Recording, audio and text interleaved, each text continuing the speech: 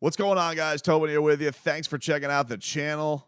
I appreciate you guys. Dolphins getting a couple days off here as we head on over into the joint practice part of training camp. We'll get our first preseason game coming up. I should announce I'm going to be doing I haven't done it on this channel, I don't believe, but I will be doing the pregame show for 560 WQAM. It is going to be called Game Day Uncensored, although we aren't allowed to curse, which, I wish, we would be on an uncensored show. And when they go uncensored, like if you guys don't know from the radio standpoint of things, the Dolphins' rights have gone to another station. They were on 560 forever. They ended up going to the other radio company in town, and so they'll have their pregame show. I don't even know who's doing it. I'm not even doing that to be disrespectful. I don't even know who's doing it, but I hope that if you guys are riding the games or whatnot, you guys tune in. We will be live on 560, 4-hour pregame show. It's going to be me. It's going to be my Porpoise Pod, former Porpoise Pod co-host, because the Porpoise Pod is no more. We have moved to this project, which I'm looking forward to. But I'm going to be doing it with my boy Alejandro Solana, and I'll be doing it with Omar Kelly. And I think that's going to be a lot of fun. I mean, Omar is, been covering the Dolphins for a very, very long time. And, I think whatever you think of Omar's perspective, I think he's a cool dude to work with, and has been, and I do think really he's going to care about this and do a really great job and bring you guys some great stuff. And I think the good thing about it is, like, I don't get a chance to be at Dolphins practice anymore because of the showtime, which I am bummed about. And I wish that I was still out there, because like this time last year I was, boots on the ground, sweating my ass off at practice. And now, because all practices are literally, my show starts and literally Mike McDaniel is talking at the podium, and then practices at 10:45 and basically goes through the whole show. So we're like always reading the updates, but I'm not there. Like, that's the thing that kind of sucks about it. I'm not there. And not that I'm like some football scout, but it is good. Like, there is a value in seeing training camp. It is a pretty cool thing to see. I do think that, like, the good thing was I was able to go last year when there was just so much, I guess, pressure on Tua and all that stuff. So, and Tyreek Hill's first season. So it was cool to get a chance to see that. Like, I don't feel like there's so much new on this team that I'm missing out on, and especially with Jalen Ramsey getting hurt, which really sucks. Although him being off crutches was really a pretty awesome to see. But yeah, you want to see how this defense is coming together. You want to see how Vic Fangio is going to be playing these things. And I'm going to get to Fangs. I want to talk about Fangs and this defense here in a second. That's what my focus is here today. But ultimately, little announcement. I'll be doing the pregame show this year. Me, Solana, Omar Kelly. That'll be our pregame show. And so I hope you guys tune in. Check us out during games. I think we'll have a lot of fun. I think we'll have a lot of information. And if you guys are YouTube watchers, we will be streaming live on video as well.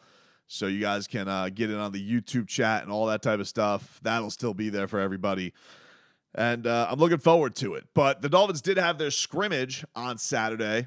And, kind of getting after it right before they get to stop smacking each other around. Now they can go and move on into to facing some things. But I think the most interesting thing that comes out of this, first of all, Christian Wilkins was wearing the orange jersey at the practice. And Christian Wilkins has just been absolute dynamite so far in all these practices. And it is interesting because you got this whole contract thing that's looming over for him.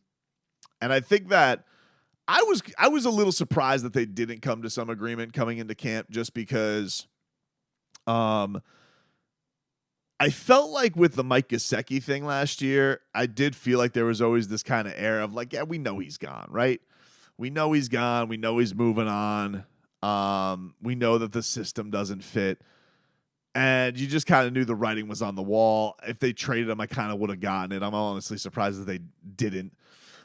But with Christian, like, Chris Greer went, going back to like the owners' meetings, was like, yeah, we want to get something done. We're very open to getting something done. GMs, they like to dodge all this stuff. They don't want to say nothing. Chris Greer doesn't even talk that much as it is. And so with Christian Wilkins, he was kind of on the record this weekend after the scrimmage and saying like, yeah, I feel like I've done enough to earn a contract extension. And, and I feel like he has too. I mean, like you think about the year that he had last year, what a monster he was. You see all the defensive tackles who are getting deals this offseason. So I do think that it could go a wrong way. We've seen this with Xavier Howard. Xavier Howard's gone out there and he's been like, nope, holding out, nope, making a stink on social media. And it does feel sometimes like when you're the nice guy and you're the company guy, like people can take advantage of that. They can take advantage of that. And it depends, like you sometimes got to make your stand, and I do feel like it will get stuff done quicker. And for Christian Wilkins to be in this spot, it could be awkward, but for him, like I do hope that, for Dolphins, I hope that there's buy him something as far as, credit, because I do feel like you're seeing the growth that he's had every single year, how impressive he's been, what an impact that he makes. And the thing that I think it was most interesting out of, the comments that I've heard, because like Mike McDaniel, he's like, classic Christian. He kind of knows him. But I was listening to Vic Fangio this week. Fangs, dude. Oh, let me tell you something. I love Vic Fangio basically because of his hat. But like he's just so gruff, old football. Fangs up. The fangs are going down or up there. The point is, Fangs was listening to his comments on everybody, right? And he was pretty like not impressed with everybody. You could just see like Fangs is just like not giving anybody, not blowing smoke up anybody's ass just to do it, right? Like he's like, Noah, Igbenogany, and Cam Smith, yeah, they're doing improving, but they're not where we need them to be. And then he's like David Long, who everybody's like, David Long's having this great camp. He's like, nah, it can't just be flash plays. So it's like, all right. Even like with Mike McDaniel, like it's like, what's the relationship with Mike McDaniel? He goes, he's like, yeah, Mike McDaniel, if he takes my advice, he takes my advice. It's kind of just like, whatevs. But Christian Wilkins, he's like, Christian Wilkins exceeded my expectations. Yeah, Christian was a guy that I really liked the year he came out in the draft. And he's exceeded my expectations. He works really hard in practice. He grinds. He's talented. And with his talent and work ethic, he's one of the top players in the league. I mean, like, wow. Like, because it was one of these things where, like, I'm listening to this media session, right? And I'm, like, cutting up the bites for the station. And I'm like, man, this Vic Fangio's seen so much football. Nobody is impressing Vic Fangio. But, like, they brought up Christian Wilkins. Like he I don't want to, be disrespectful and say he's a proud grandpa. Although I do feel like Christian Wilkins called him a grandpa at one point this year. Do I have? Did he say that? Did I say grandfather? Yeah, he did. He was like, this is back in May. Christian Wilkins is like, oh yeah, he's like a grandfather out there. Vic's cool, man. He's definitely more of a old school coach. He's like a grandfather out there, but he's good with the players, and he's good to be around so far. I mean, that's just like, oh yeah, first impression, he's like a grandfather out there. Now I know like that's kind of like it's busting balls, but it's also just a very funny thing to hear from one of your players to refer to Vic Fangio, who's just known as like gruff old man, as he's like a grandfather out there. Like, but also listen, we respect grandfathers too. The grandfather commands respect, and then so like your grandfather, and you got grandfather rules. So I did. But I remember laughing. I was like, did you really just call him a grandfather? Like that was Christian Wilkins just put that out there. But for me to hear that from Vic, I think it's exciting because like last year, relating back to like the last guy, everybody was like, they got to pay Gesicki, got to take care of Gesicki. But you could tell like right off the bat, not that Mike McDaniel was down on Mike Gesicki, but he wasn't impressed, right? Like not the way that he plays football, not with his system. He's just like, you say the nice things because Mike McDaniel's a nice guy, but you just had the feeling this marriage wasn't going to go anywhere. And so when Vic says that, I almost was like, this is going to get done.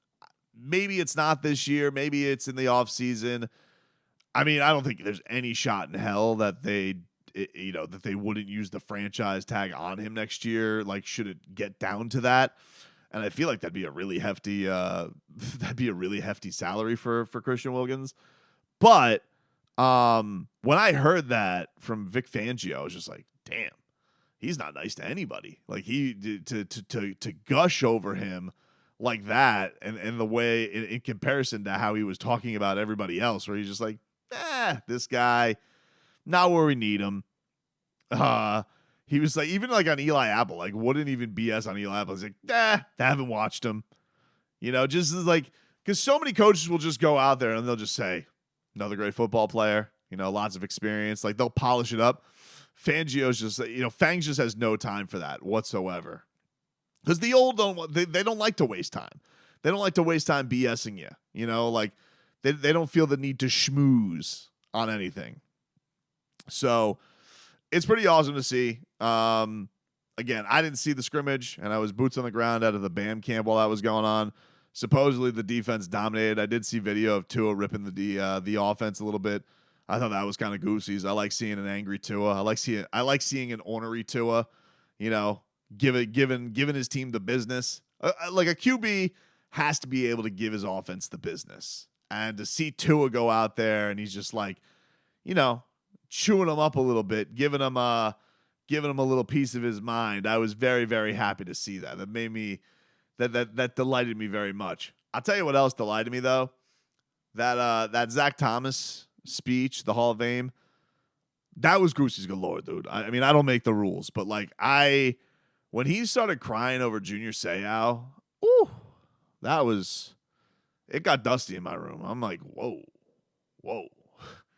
Because you could just, Zach Thomas is such a man's man, and he did the whole speech was just man's man. He's just like, you could just tell, like, because Zach Thomas is just such a guy who prepares everything.